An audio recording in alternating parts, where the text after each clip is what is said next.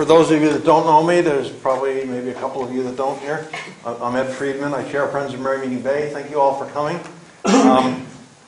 We are a very unique organization in that we do research, we do advocacy work, education work, and we are a land trust. We've protected over 1,200 acres of land around the bay over the years, generally valuable wildlife habitat. So Shane here is the district forester, or a district forester for the Maine Forest Service. His normal bailiwick is Lincoln, Androscoggin, and Saginaw counties. He's working overtime right now, he's just telling me.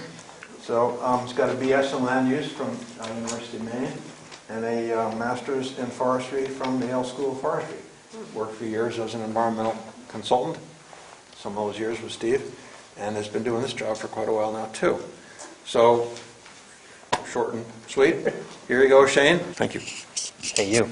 And before I start, full disclosure, not only did I work for Steve, I apprenticed under Steve, so if I get anything wrong tonight, it's over there.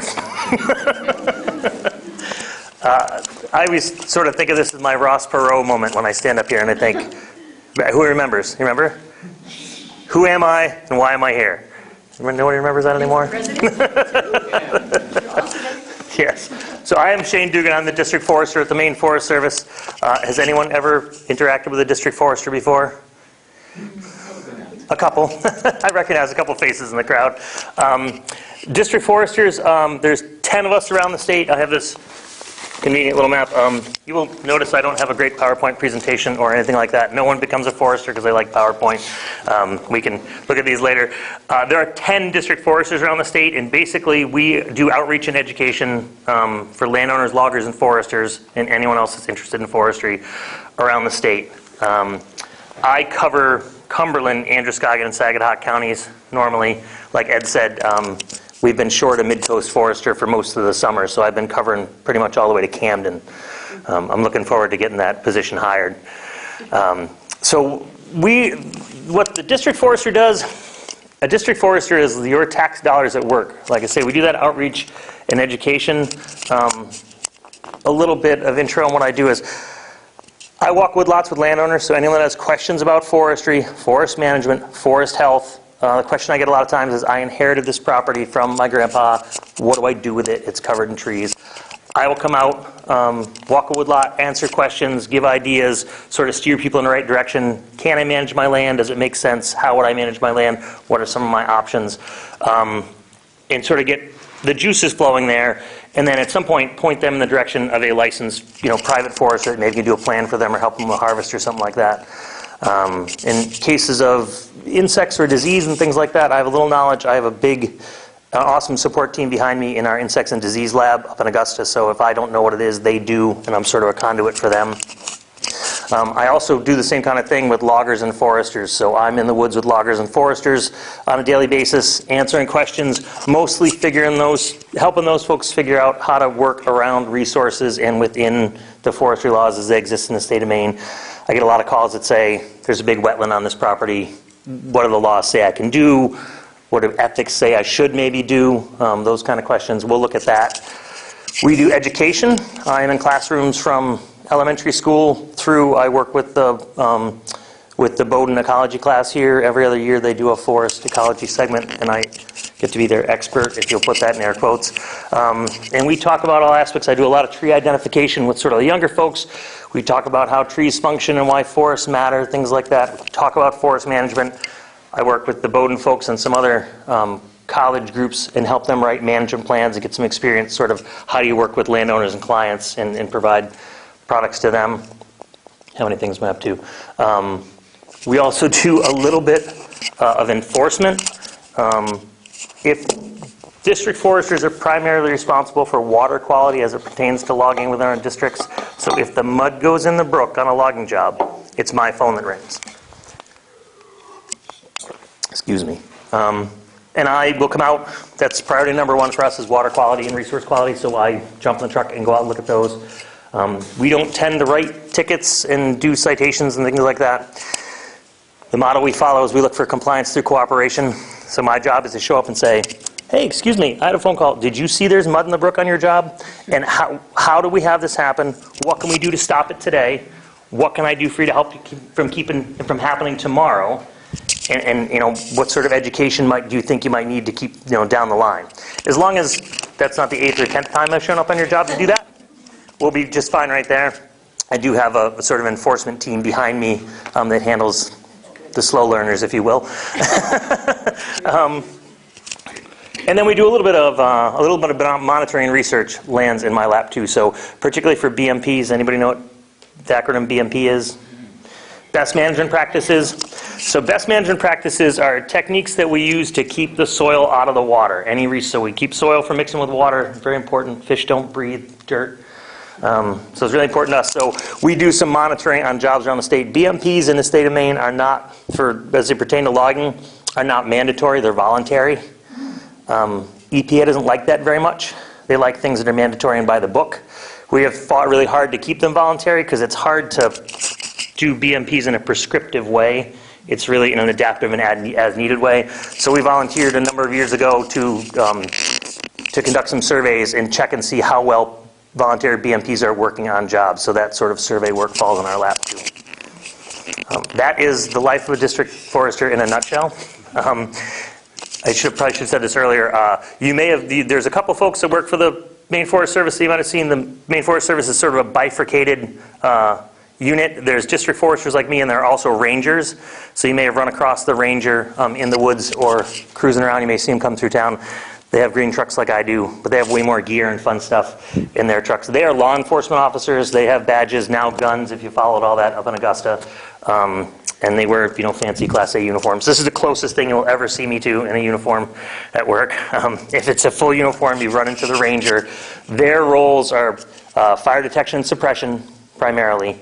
And they enforce forestry laws. So things like pertaining to boundary lines and timber trespass and trucking, notification of jobs, things like that. They look after everything that's a ticketable offense. That falls in their lap. Things that are a little more squishy around the edges fall in my lap. With that, my awesome PowerPoint presentation is over. I try and treat these things sort of like everything you ever want to know about forestry but we're afraid to ask. So it's all you. I like questions. So if anybody has questions and if it stimulates anything in my brain, then I'll go off on a tangent and we'll talk more about that in depth. But I'm here to just answer questions, really. Can you say something about the history of your position, not you personally, but Maine foresters? I can say a very little bit about the history of my position. Steve may be able to bail me out on this. He's been around longer than I am. My understanding is years ago, like back before I went to forestry school, we always had some sort of a service like this within the Maine Forest Service. Years ago, we were what they call service foresters, and the service forester could turn up at your house and walk your woodlot and write you a plan and mark your timber and oversee a harvest and do all that cool stuff that now private licensed foresters do. I don't know how long ago we shifted from service foresters to district foresters. We're sort of more a consulting kind of an option out there, question and answer and assistance in the field. But when it comes to actually doing work, we leave that to the licensed foresters. Little different than Parks and Lands. I get that question sometimes too. Parks and Lands has their own set of foresters, so I do not manage state land. I don't get to go play on state land and paint trees and oversee harvests and cool stuff like that. Parks and Lands has their own suite of foresters that handle that kind of stuff. They still lean on us for the outreach and education kind of stuff, so we overlap a little bit there, but I'm not actually the manager of public lands. That come close? Yeah, and how about just the Forest Service? Use your mic there. So, Forest Service been around for a long time? Yes, seemingly so. There's a bunch of really dusty stuff in my office, but I can't tell you how long it's been around.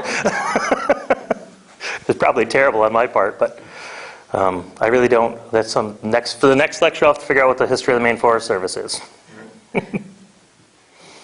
Anybody interested in anything today? Go for it. Here, put this in your face, though. Sorry. Oh, okay. The wooded sections of our property were originally farmed, but they've just been let to sort of go wild. Yep. Basically, I don't know over how many years, maybe 40, 50 years. Mm-hmm. One thing that I noticed about it, though, is that it seems to me like there's not a really great diversity of trees. And I just wondered, from a sort of forest health standpoint, if you have any thoughts about how to reestablish greater diversity, or, just how that affects, like, the health of the forest. Oh, that's a great question. Tangent first and then answer. How's that? Tangent is almost all of the land in this area was cleared 100 to 200 years ago. There was very little forest, little pockets of forest here and there. Every community had sort of a firewood sort of a setup. Some stuff was too rough to farm or even pasture, so it was left to the woods. But most of everything in this part of the world was clear, not necessarily for tilled land, kind of crop growing, but mostly pasture land, a lot of hay ground. So anywhere you go in the woods on a hike and you see a stone wall, that was a field. No one built stone walls through the woods. They built stone walls when they cleared fields. They cut trees, pulled stumps, pulled the big rocks, and got their field set up. Like I say, I work with little kids all the time, so if I can ever find a stone wall in the woods, jump up in the stone wall and we talk about why this is here and how it got there, and I tell them, if the farmers that cleared this field stepped out of a time machine right now, they'd be so mad. Because they worked so hard to clear this land and put all these walls up and make all this pasture ground. And we think the forest is great. We think it's way better. And we think the walls are cute. They would be really mad. So I'm going to quick guess. Do you know what most of not much diversity on your property. Do you know what most of the trees are? I would say there's a whole grove of, I'm not sure what you call them, those like quaking... Aspen. Yep, right. So you've got some aspen there. There's a whole grove of that, and some of them are starting to fall down. Sure. There's oak, there's some birch, and there's fir, but it seems, I'm not sure exactly what kind it is, but I don't think there's any more than one or two species of fir trees. Okay, probably just one. It would have been way easier if you told me it was all pine, but that's okay. Tangent again. Most of the abandoned sort of farmland around here in this part of the world came back to pine, what we call old field pine. You have driven by a lot of it in your life, whether you know it or not. If you've hiked through or driven by a stand of pine trees that looks terrible, multiple tops, 6 or 8 tops, and lots of great big limbs, that's old field pine. Pine's one of the few species that will compete with grass, so it'll come up in a pasture field, and when it's grown in the open, it grows big and limby. And the weevil the white pine weevil kills a lot of the tops, and you get multiple tops, that sort of stuff. Low diversity stands, they tend to persist for a long time, and they're pretty low diversity, this sort of just sea of sort of crummy looking pine. We can also get situations where you get other light tolerant species that come up. So you think about what's going to grow in your forest, depends on the dictating factor. The biggest one is light. So when you have a field coming in, you only get species that grow in the direct sunlight. Aspen, birch, pine a lot of times. So they come up, they colonize that field, and they come up. In this part of the world, birch and aspen, depending on the species of aspen, tend to live well for maybe 40 to 60 years. And then like your aspens, they start to fall apart. Birch in particular is capable of living 300 years. We occasionally run across a great big old birch somewhere, but most of them start to fall apart after 60 years or so. That seems to be the stage you're in. I would guess that the oak that's come up in your field is either really old and it was already there when the field was there, or it's newer and it came up under those initial species that came up. So big fancy, we'll go to college for a second, big fancy term, that's facultative succession. So you have grass, and then trees that love light grow, and they change the conditions, they create shade, and then trees that like partial shade can grow. Unmanaged forests in this part of the world shift towards shade-tolerant species. So if you leave your forest alone for long enough, eventually it's going to shift towards beech, hemlock, fir. Those are the species that'll grow in the complete shade underneath other things, and as they creep up from the bottom and the top dies, your forest fills up with these shade-tolerant species, and you walk around and you go, didn't this used to be? I don't remember all this fir being here. But it just sort of creeps in there a little bit every year. Your forest it's a good thing to keep in the back of your mind. Your forest is not static. Your forest is always changing. A little bit. It's incrementalism. But it changes a little bit every day, every year, every decade. It's constantly moving. It's on a trajectory, and it's moving in a different direction. Around here, if you don't touch it, towards shade-tolerant species. So that you're right, sort of the fewer species you have, the lower the diversity. The best way you can increase the diversity in your forest, diversity of habitat types and feeding niches for critters, or sort of insect and disease resilience is to increase the number of species you have in your forest. So that's sort of the stage you're in. To go back to I think your original question was, if I remember before all the tangents, what can you do to sort of increase that diversity? That's where forest management comes in. That's basically what we do, is you're trying to affect that forest is developing along its own trajectory. Management is an intervention. What do you want? You want more diversity. So you step in there somewhere and you break that cycle through harvesting normally. Go back to little kids. Forests need 3 things to grow, right? What do they need to grow? Water, sunlight, nutrients, right? So we can't do much about nutrients. We don't really fertilize the forest like you do your garden, not terribly practical. We can't do much about water. We sort of get what we get. Again, you can't water it as practically as you can in your garden. In forest management, mostly what we do is play with light. We play with how much light gets how far into the stand. Open your stand up big enough, make some big patches, or a clear cut, scary word, or a clear cut. If the light touches the ground, new trees grow. And they're going to grow aspens and birches and maybe pine, things that like light. Turn the dial to 50%. Do a harvest that lets about 50% light in. Maybe it doesn't quite hit the ground. Maybe it gets here. You increase the growth of your existing trees, or you start some trees that like that sort of mid-range of light. Oak, sugar maple, white pine grows really well in like 50% light. Even though it will grow in the open field, it grows like this in the open field. It grows like this when you give it some shade. So management is the intervention that'll do that and increase that species diversity. Standing here without looking at your woodlot, I can't really tell you what might be the best approach for that, but we could take a walk sometime and do that. Does that come anywhere close? Yeah, no, because you read about how, other trees used to be, chestnuts and, were the most prevalent trees, like on the East Coast. Yep. Go up and down the East Coast. Yeah. They're all gone, and there must be other hardwood trees that used to be native to this area. Chestnut's the big one in the forest situation. Elm is sort of the one for urban and street environments. The loss of the elm has the biggest impact sort of in urban forestry. But chestnut took us as a profession a long time to figure out, particularly in southern New England. Full disclosure, I grew up in Connecticut. I got to Maine just as soon as I could, but I wasn't born here. But I grew up in the oak forests, in the oak hickory forests in Connecticut. And for a long time, there was a big head scratch in that part of the world among foresters of why do we have so much trouble regenerating oak under oak?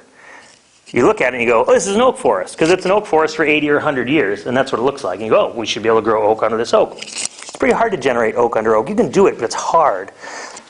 The reason we have an oak forest is because we used to have a forest that was chestnut over oak, and the chestnut fell out relatively quickly.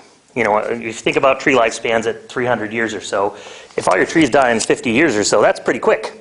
So when all that chestnut dropped out, all this oak filled that niche, and we think we have an oak forest now. We don't. We have a forest that's in flux. It doesn't know what it wants to be yet. It just happens to be oak because that's what was there. Those big oak forests that we've tried to perpetuate are really a hangover from the loss of the chestnut. And we're not exactly sure what the end point is down there anymore. But it took us a long time. We bashed it growing oak down there for a long time. Makes me think of something else is to think back to sort of where the age of your forest and where it came from in the fields and stuff. 2 big waves of farm abandonment in this area converted a lot of what was that cleared ground back to forest. The first one, y'all remember from like middle school? The first wave of farm abandonment in New England? Industrial Revolution. So right after the Civil War. Everybody that was trying to scratch a living went to town and went to work in a factory, right? So those farms were abandoned. They grew up to trees. A lot of pine in this part of the world. So they're 100. Those stands are 150, 200 years old, maybe. The second wave of farm abandonment. I should have a prize if anyone guesses this one because I didn't learn this till last year. Second wave of farm abandonment here in New England, in particular. It's something to do with the wool embargo with Great Britain, where it was all sheep farms, and then something happened and we couldn't sell wool over there. You would win the prize because you were apparently more educated than I. I'd never heard that. Interesting. I've never heard that one before. I like that. What I was driving at is I was told right after the Second World War we got refrigerated trucking. When you get refrigerated trucking, all the marginal dairy farms went under. I walked a woodlot with a fella in Woolwich, an old-timer in Woolwich, that he grew up on that farm. We were talking about it, and he said when he was a kid, they estimated there was a dairy farm for every 6 square miles. If you had to milk all the cows yourself and deliver milk and cream with a horse and a buggy, you could cover about 6 square miles. So picture the state of Maine. There was a dairy every 6 square miles. Until we got refrigerated trucking, then your milk can come from New Jersey. So if you were barely making it then, you went out of business. So we have a bunch of white pine in particular. That tended to come up in those cow pastures that were kind of, the soils were a little compressed. And that, so we have a bunch of the wood that dates, maybe 70 years ago now, 80 years ago, something like that. So that leads, sort of backs into the question I get all the time in the field, whether it's landowners or kids, how old are my trees? We don't have a hell of a lot of trees around here that are much more than 200 years old. Most of those stands have been, even the ones that came right back, have been cut 3, 4, 5 times since then. So it's pretty rare that we walk into stands that have trees that are 200 years old. In this part of the coast, there's some nice coves. I occasionally will core a tree. This is my office is a green truck parked out back. This is my desk. Everything I need lives in here. But I will occasionally, for a landowner, core a tree so we can, there's a little increment core like this. It does not say woodlot alternatives on it, I swear. But it's like a little hand drill, and it's hollow inside. So if you'll allow that, it's hollow. So I can drill that in there, and I can pull out a little segment that's about the diameter of a pencil. And we can see a cross-section of those rings. So we'll occasionally, for fun, or if landowners are interested, school kids always want to see. So we'll do that and we'll figure out how old their trees are. Around here, there's plenty of pine stands that are 120 years old around here, but I haven't walked into one that's older than that yet. Maybe there's some big honkers out in the Bowden pines. They don't let me drill holes in those ones. They have been in the big windstorms, haven't they? Yeah. Yep. Long answer to a simple question, but it also ends with, let's take a walk on your woodlot and we'll learn a little more maybe. You like that? Yeah. Yeah, that'd be great. It's under conservation protections. That's good. We can still learn, right? I don't know what that, you can't cut anything down. Are you sure? So is that part of your easement? Is that you have a no-cut easement? I believe so. I'd have to look at the... We can look at that too. That's something I help landowners figure out too, is sometimes they inherit a piece of wood or a piece of woods that has an easement on it and they don't know what it says. Sometimes they put the easement on there themselves and they don't know what it says. Yeah. So we can go back and look again. Yeah, I can help you with that. Okay. Cool. Anybody else? Please. What are the invasive species of concern in the area? Are there any? Insects, plants, or both? Both. Oh, sorry. I have to repeat your question. So the question is, what are the invasive species of concern in the area? So insects, plants, or both? Both. Of course, both. Let's see if I can do this off the top of my head. For plants, it's, here it's what we mostly look at as the big 5. They're things we already have, but they tend to, so 2 kinds of threats. There's the ones we have that we know about, and the ones that we don't have yet that are sort of knocking on the door. The ones we have, the threat that they pose is they keep expanding all the time. Anytime you talk about doing forest management, you're going to change the amount of light that gets into a parcel of ground. If it has invasive species on it, they respond really well to changes in light. So if you think, I want to grow some more pine trees, I'm going to thin my stand by 50%. If you have honeysuckle in there, you're going to grow honeysuckle. And it's going to outcompete the pine, it's going to outcompete everything. So the concern is, if you think, we have them, still not a concern. They expand pretty easily, pretty readily. That's invasive. So among those that we already have, it's Morrow's honeysuckle, Asiatic bittersweet, Japanese barberry, multiflora rose, Japanese knotweed. Those are generally what we consider the big 5. There's also black swallowwort. There's a new sort of ground cover called Milam in it, which just has a horribly frightening name. Garlic mustard in some parts of the state it's a low-growing shrub of garlic mustard, or a herb. Garlic mustard in some parts of the state is taken over forest stands. So those are ones we have. I'm not so well versed, and I'll look at Steve for a second. I haven't kept up with Nancy so well, Olmsted, to see what's knocking on the door for vegetation. Things like swallowworts, that's coming. But yeah. that was your big list right there. Yeah, it's a swallowwort that we have a little bit here and there, but it's on the way, and that mile a minute is the other one's concerned. There's some other things that, lots of the list of things of invasives that don't impact forests are huge too. We have loosestrife and phragmites and all kinds of things that are, drastically changing ecosystems outside of forests as well. On the insect side, again, there's some we have and some we just got, or one we just got, and some that are knocking on the door. So in this part of the world and sort of heading down the coast, we have hemlock woolly delgid. Anybody seen that or have it on their property? So we have HWA. Recently, but I heard it's made a comeback. Yeah. We had it years ago on another property. It's kind of bouncing back, that's right. Brown-tail moth, anybody? No. Yeah, everybody's favorite. I had my first big brown-tail moth rash this year. I live in Bridgeton.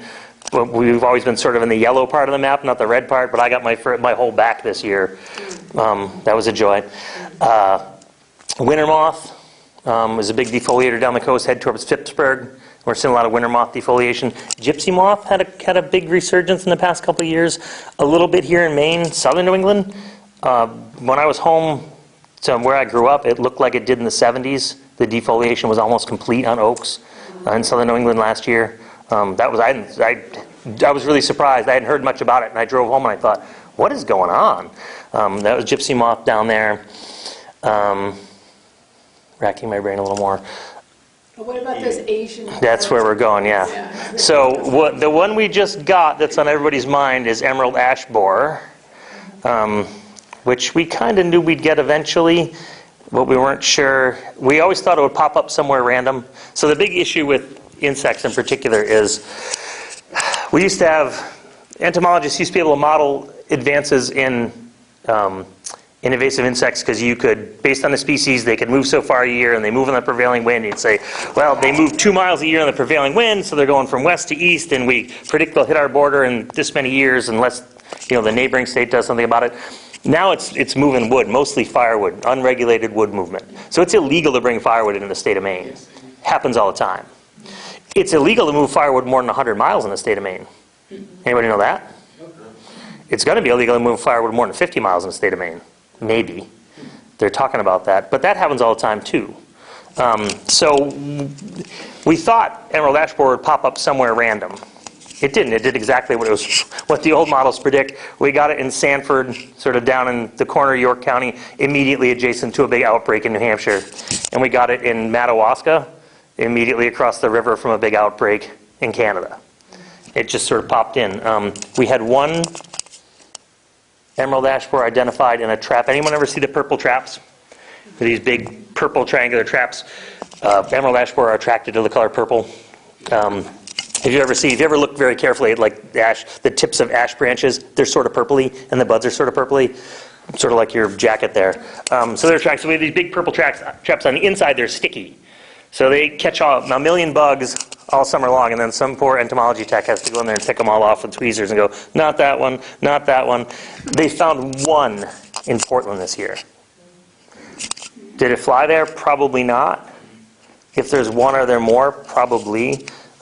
They're working at putting together a protocol right now. We're going to survey the living heck out of all the parks in Portland this winter and see what we can turn up.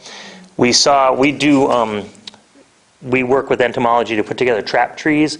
So emerald ash borer are attracted to weakened trees, so trees that are sort of having a hard time anyway are more susceptible to insects. They put out some chemical signals that the bugs key in on because they know they're easier to attack. So we make trap trees all over the state. I think we did 30 or 40 this year, something like that. So we girdle an ash tree. I did 2 on my property. You girdle an ash tree early in the summer and let it die slowly all summer, which is a terrible, torturous thing to do to a tree. But as it dies, it releases this chemical signal that if there's emerald ash borers around, they'll find that tree. We had a big cluster of them sort of down in York County because we knew we had some emerald ash borer there. I am loath to tell you, we found a lot more. It's one of those things that we probably have it, but insect populations have to build up to the point that they're detectable. And we don't know they're there until they're detectable. And once they're detectable, they're there. We discover like, oh, it's everywhere. So we're trying to see what the spread is in that. They're working very hard now to figure out what they want to do about the quarantine and all that sort of stuff. They have to work with the National Forest Service and APHIS and all those folks trying to figure out what we're going to do about quarantines, and it hasn't helped any other state that's gotten it. There's some innovative things. They're releasing some predatory insects to see if maybe they can knock them back. Sad to say that hasn't worked for anybody else. Maybe we'll get lucky here. We have a great team. It's a couple of universities that are doing a couple different kind of approaches. See what they can do to not knock back the insect necessarily, but sort of to limp the ash population along until, insect populations tend to build up really big, and then they run out of food and they crash. So they're trying to limp sort of the ash population through to get it through till the population crashes. No state has tried that yet. They started that at University of New Hampshire. What they're trying to do is flood the understory with ash saplings, like an inch in diameter. The emerald ash, there's not quite enough in there for the emerald ash borer to live on, so they tend to ignore those saplings even when the populations are really high. So their goal is to cut their stands such that they get tons and tons of ash regeneration and hope that those trees will come up and grow after the populations crash. We'll let you know in 20 years. Now, the other big one that I think you were starting to say is Asian longhorn beetle, which they have in Mass, in Worcester and Western Mass pretty badly. We have not detected that yet in the state, but it's right there. It's hiding in a chunk of firewood right now, maybe headed for camp. That is the doom and gloom version of the talk tonight. In the back, please. Yeah, people sometimes wonder, after a harvest, why trees aren't being planted. Talk about regen. Awesome. So the question in the back is, people are curious why we don't always plant after a harvest, and how does regeneration work? We're lucky here in the great state of Maine in that we don't rely too heavily on tree planting after harvest. Maine grows trees. We get what's called natural regeneration.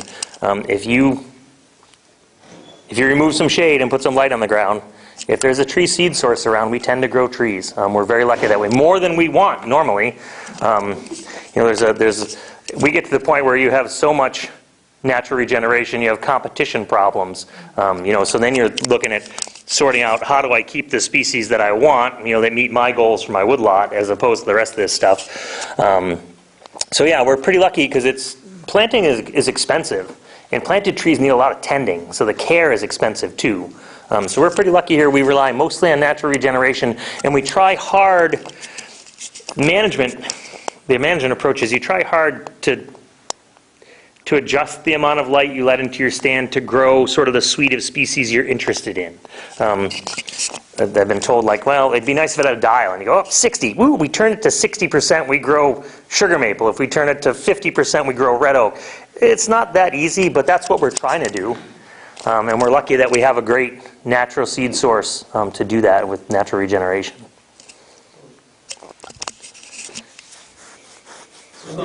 Needle cast.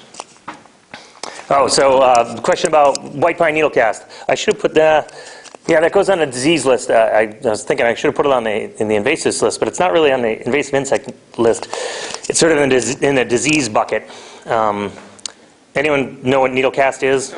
So we've been experiencing for the last, we used to say 5, now we look back far enough to say 10 years, we've been experiencing what's called white pine needle cast. Has anyone noticed that a lot of the pines are losing a lot of needles? In some areas, it's a little spotty. Yeah. Some look fine, some look terrible. We're drowning them. In pine needles, right? So here's the natural process, is pine trees keep, I can't remember if it's 3 or 4, but I'm going to say 4. They keep 3. They have 3 years worth of needles on their tree. So they have 1 year, 2 year, 3 year old needles. Every spring when the newest needles grow, the oldest needles in the early summer, they turn brown and fall off. You get that nice carpet of needles on the ground. We've had this buildup in fungal populations. It's 3 species of fungus in particular that are all native. They just happen to be this nice trifecta. They infect those needles, particularly when we have a very wet spring. And we've had cycles of wet springs for the past 8 or 10 years. So they infect those needles and they'll kill them. So we're seeing trees, they'll cast those needles after the fungus kills them. We're seeing trees that are losing, they should lose 1 year, some lose 2, some lose 3 years worth of growth in one shot. And you'll just have the brand new needles on the tree, which is what has been termed needle cast disease. It's really just a function of a fungus. They're not exactly sure why it's decided to build up in the past 10 years or so. I mean, that raises the specter of climate change. What's different now than was different from 10 years ago? Is it wetter? Is the, the temperature factor, less variable? That, we haven't put a finger on that yet, but we've identified that it's happening. We've gotten to the point where they said for a number of years, yeah, that happens, but that happens to trees all the time. They'll bounce back. It goes through cycles. It's kind of a hard cycle to track in that the fungus has a year-long life cycle. So the fungus inoculates on the needles in the early summer, and it lives on the needles all the way around, and it kills them in the next spring. So it doesn't matter how wet this spring is. It matters how wet last spring was.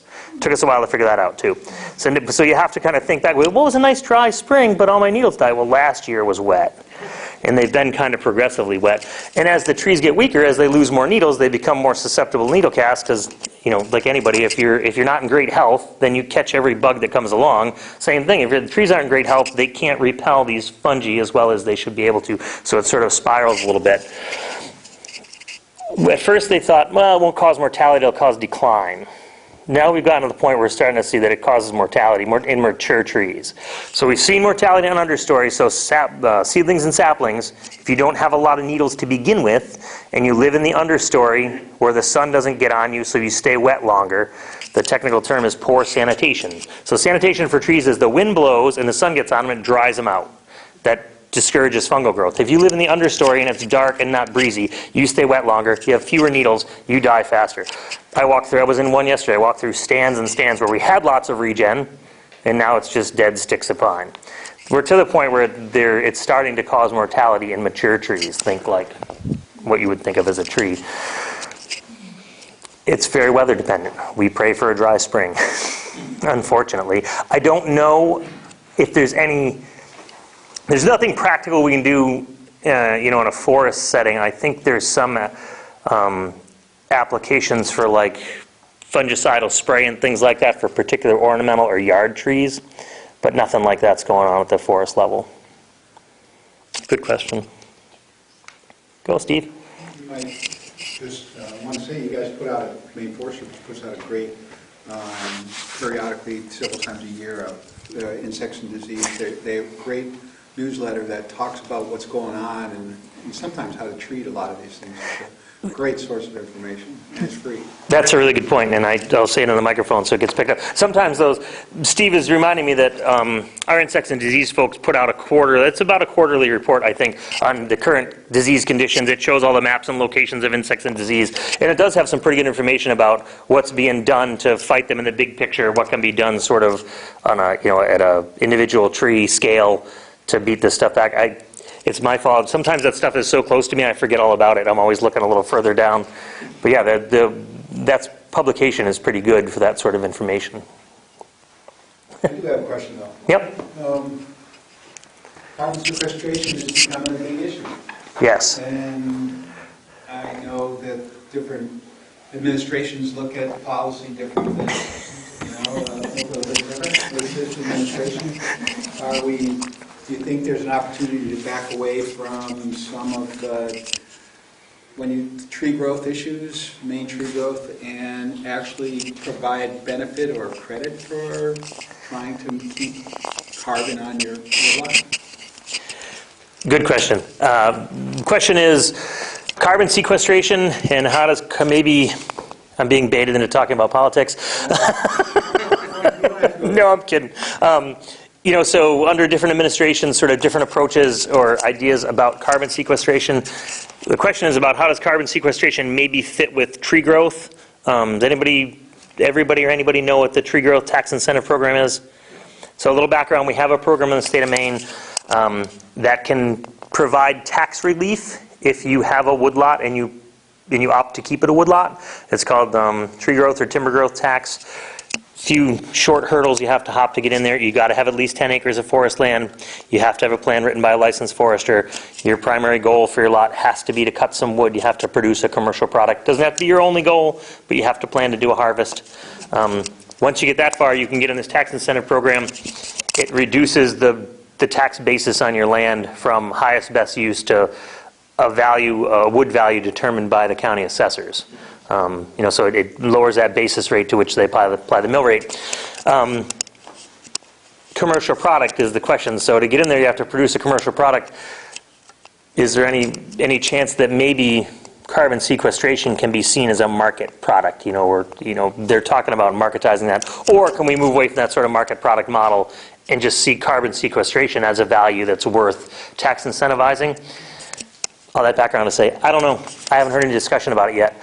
I know this particular administration is a lot more interested in carbon sequestration than the last. I haven't sort of seen it land at the tree growth level yet. There's nothing that the service is talking about. Not outside closed doors, because I haven't heard any talk about it yet. But it's a good concept, and I think we're going to have more questions about it. You can help me with this. Is the science settled on carbon sequestration? So you all understand how carbon sequestration works, right?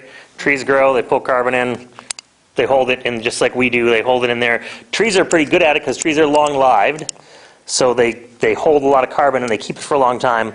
On the product side, it's great because as long as you don't burn it or something, like there's still carbon sequestered in this wood and in the wood in your house and in your beautiful dining room table that was your grandmother's and is 200 years old. All those things are still sequestering carbon. So trees are kind of neat that way, in that even if we are harvesting and cycling through the process, we can still keep some carbon stored up. I would look to you for this. What's the science? Is it big old forests that are better at sequestering carbon, or is it young, vigorously growing forests? Well, that's a whole different topic. But there are markets that are developing that are trying to, encourage the protection of established forests. Yeah. And so you'll recall we've had conversations in the past of, well, we've got new lots that have been cut over. This is a great opportunity to grow carbon. But if you're managing it from a perspective of having a market that you're ready to get credit for, that's in the future. So you can't really go there yet. So they're really trying to find those stands that are already established, and how do you limit particularly because of climate change and the idea that we've got a pending crisis now. What can we do to put as much carbon back on the earth? And so let's, instead of encouraging somebody to go cut and say we'll grow later, let's store what we've got. Yeah. So it's and there are markets that are pretty well developed. California has a market that's established, but that's usually for big landowners. But I'm thinking there may be something for a lot more smaller landowners to maybe get established with. And in a state like Maine, where 90% of the forest land is privately owned, and I don't know the percentage of it that's held in small acreages, think small, under 1,000 acres or even 100 acres. There's a lot of land, a lot of forest land in these little smaller parcels that don't really fit within that big matrix of carbon trading right now. It's an interesting concept. The other thing I alluded to is there's this scientific argument about there's two camps. That one camp says the way to sequester carbon is to leave old forests alone and let them get older. The other camp says the way to sequester carbon is to do intensive management and keep on growing new trees. That's unsettled. As long as those products coming out aren't being burned. Right, exactly. So there's that debate rages on. Good. Anybody else? Yeah. To get back to that tax incentive Yep. program the state has, you mentioned that the parcel has to be a minimum of 10 acres. No limit in terms of upper limit, I would presume. I think the upper limit is 1,000 acres. At that point, we consider you more of an industrial landowner. Okay. How often does it have to be harvested? That's a great question. So it has to be, you have to have 10 forested acres. You can have as many acres as you want, but they have to have 10 contiguous forested acres at the end of the program. The question is, how often does it have to be harvested? There's no set limit for that. So the plan has to be updated every 10 years. So every 10 years you have to revisit that and refile the paperwork, and that means you and your forester have to get together and take a look and say, does this plan still make sense? Is everything still, as described? Has anything changed? Big windstorm is the one that's been lately. We've been updating a lot of plans for blowdown. But there's really no way to say you've got to do it every 5 or 10 or even 20 years. Every lot's a little different. And as long as the management plan passes the straight face test, you may not have, I look at plans all the time that don't have a harvest scheduled within the next 20 years because they were just harvested very heavily before they were sold. You bought it, you put it in tree growth, and you're not going to touch it for 20 years. One of my jobs is to review those plans and make sure they pass the straight face test. So that's what we do. I go out, I look at the land, I look at the plan, and I go, yeah, that makes sense. If you have, a big mature forest that is, you're starting to slow in growth, and your plan says, well, this is still in the growth phase, and we plan to grow it for another 20 years before we have a look and see if it's time to, it'll carry a commercial harvest. We'll have a question about the straight face test. Yeah. But it really, and there are properties in all different conditions. So you don't have to, you have to commit to producing some commercial forest products. You don't have to cut every year, you don't have to cut every acre, so every entry doesn't have to touch every piece of it. You might cut a quarter of it this year and another half of it in 10 years, and it, as long as it makes sense, it works. So the real crux of it is you have to keep the plan in place and maintain it. Yep, exactly right, and maintain it's the important part, yep. And one other question, totally off that subject. The state has really changed in the last, certainly the last 30, 40 years in terms of land ownership of our vast, particularly our vast northern forests, from mills, paper companies owning the land to other businesses owning the land. And they do with it whatever. They may cut it, they may turn it into house lots. That change, I mean, how does it change your job? I know you're not in this district, but what some of your compatriots are, how does it change their outlook and their jobs? It's interesting. It's changed your jobs in that it's made them a little busier because it was easier to do one-stop shopping when International Paper owned 1 million acres. It was you had one point of contact, right? We joke all the time. So if you look at these district forester maps, we can pass these around later. But the district up in Aroostook County is compared to my little, I have 3 counties down here. He has half of Aroostook County. He has as many acres as I have landowners. And they say, well, your districts are so small, it's very easy, right? And I said, I've never been called by an acre, ever. It's always the landowners that call. So the more landowners there are, the busier you are, and the more sort of diverse your landscape gets, too. I mean, ideally, maybe if it all becomes house lots, that's not great for diversity. But once you have sort of this mosaic, which is what New England's been for a long time, the sort of the diversity and the interest changes, and I think if anything, from a job perspective, it makes it a little more interesting for us to deal with different landowners and different perspectives. Those guys up there have these big landowners who aren't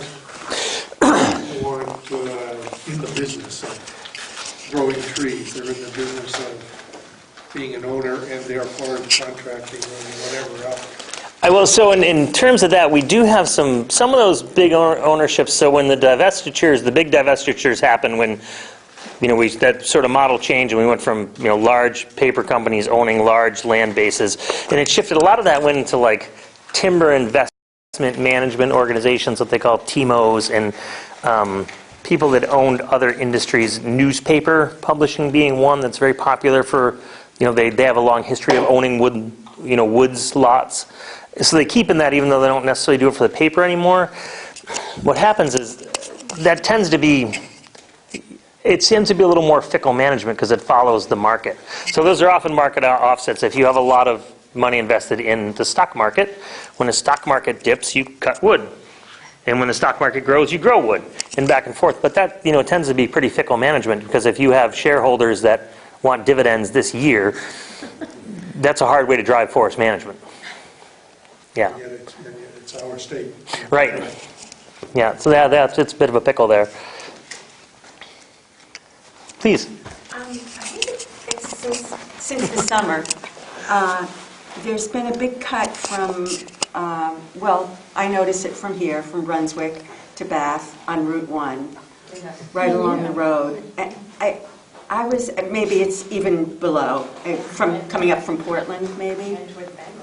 And towards Bangor. It's kind of shocking, and it came all of a sudden. and sort of indiscriminate, it seemed. And they also did it when the birds were breeding, you know, and nesting, and that was really disconcerting for me. Yep. When you say along the road, do you mean like along the 95 corridor or the Route 1 corridor? Route 1. It's Route On the 1. Route 1 corridor. Yeah, here between Brown. On roadside stuff? Yeah, I'm pretty sure it's been DOT work.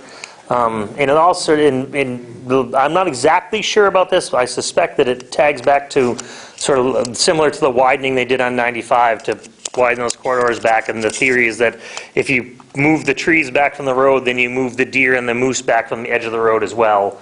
That's what drove most of that work on I-95, if I remember correctly, and I suspect that's what's going on down here. I have an idea. Also, it's letting more light on the highway, so you aren't getting the icing that you might otherwise have gotten. So that's probably the prime reason, is to get sunlight on the highway. You don't like that one, do you? If we all drove slower, it'd be better, but if we all drove if we just drove slower, it would be less of a problem, but. For a lot of reasons. Yeah, it's not,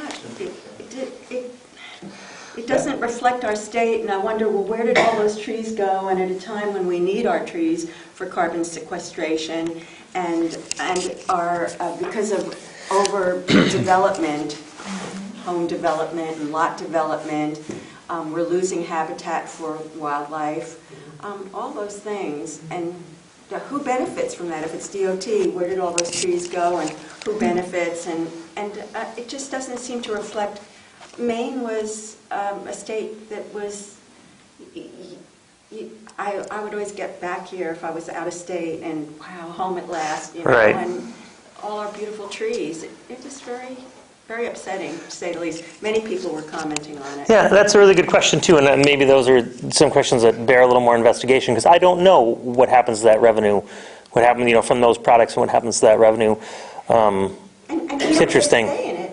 Yeah. You know, we, the taxpayers, we don't even get a say in it. All of a sudden, you're out driving one day on a road that you go, you know, 3 times a week, and the trees are just coming down all over. I do know in my limited experience in life, safety sells. So if one of the concerns is animal vehicle collisions and or icing, safety tends to sell and trump other objectives. And it brings up sort of a sideways into an interesting concept, is that part of the forest management process, and maybe the most important part of the forest management process, is goal setting. So for your individual woodlot, or for a large landowner up north, or for DOT that has some wood to manage, and quite a bit. I don't know how many acres are on the median strip on 95, but that's a pretty big acreage they manage. And the goal setting, so their goal is public safety. Your goal on your woodlot might be habitat diversity, carbon sequestration, and it's always a little difficult to do sort of a post facto or a post mortem on someone else's harvest. To look at a harvest and say, that looks terrible, without knowing what the goals and objectives were, it's hard to know, you know, because your goals might not be my goals, are definitely not your goals. You know, so it's very ownership driven, and I think your question is interesting, because that's a public sort of trust, it's a DOT.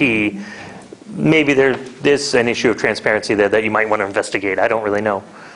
Who would I investigate with? Yes, you would call 1-800-DOT. I really don't know. What's the difference in the size of the whole of Maine, the forests of Maine, say 100 years ago and today? What's a ratio of difference? I mean, I get the impression that it's much bigger today than it was 100 years ago. So the question is, what's the difference in the ratio of forested land in Maine, you know, from today to 100 years ago? And it came with the notion that the suspicion is that there's more forest now than there used to be. There definitely is more forest in the state of Maine than there was 100 years ago.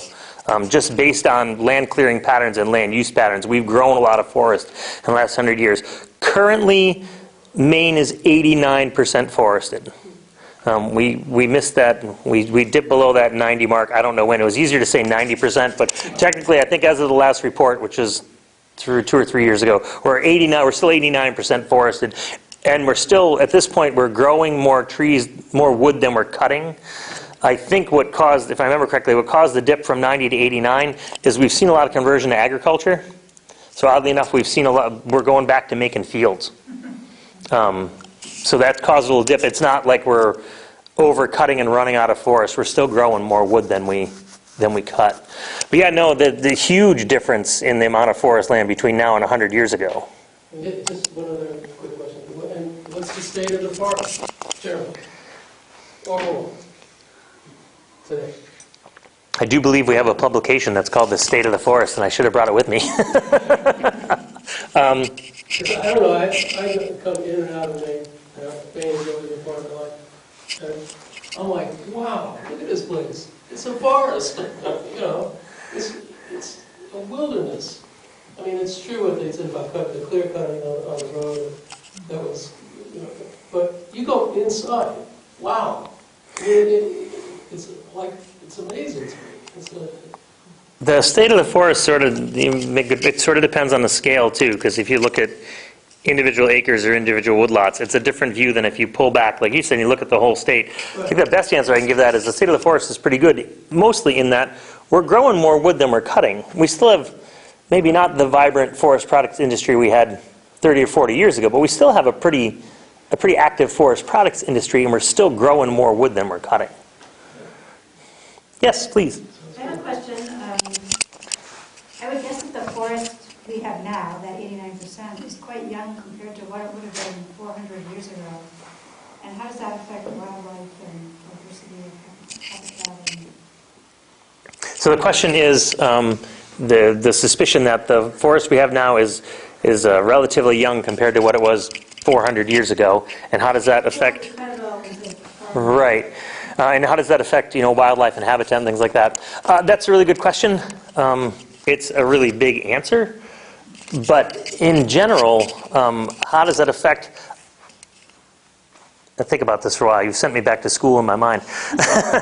I would suspect, and I'll peek at Steve out of the corner of my eye, is that we have more habitat diversity now than we probably had then, only because, like you said, we've been clearing and growing and cutting and messing around for a long time. Untouched, if you consider, the forest primeval of maybe 400 years ago, if you will, far less disturbance than we have today. Disturbance equals change equals diversity. As long as we don't pave it, it comes back to some sort of a forest, and there's a spectrum of healthy forest in there. From clear cut, open and 1,000 stems per acre up to, sort of majestic and park-like at 100 stems per acre. There's sort of a spectrum there, and I think we have many more points along that spectrum now than we probably did back then, which provides a greater diversity of habitat. Habitat really, sort of where the rubber meets the road in habitat, though, is when you talk about sort of rare and endangered species, right? So there are some habitats that maybe matter more than others. I don't really know where we land on that spectrum right now. Are there benefits to a much older forest? I guess it depends on which critter you are. If you are a bunny and you are this tall and you live in a forest that is very mature, there is nothing to eat and there is nowhere to hide. So if you're a bunny, probably not. If you are, I can't think of another species that might benefit more in there. If you're a perching predator, that older forest is great for you. So the habitat question, the answer is always like a lot of answers in forestry, and I can't believe I got this far into this talk before I said this. Most often the answer in forestry is it depends.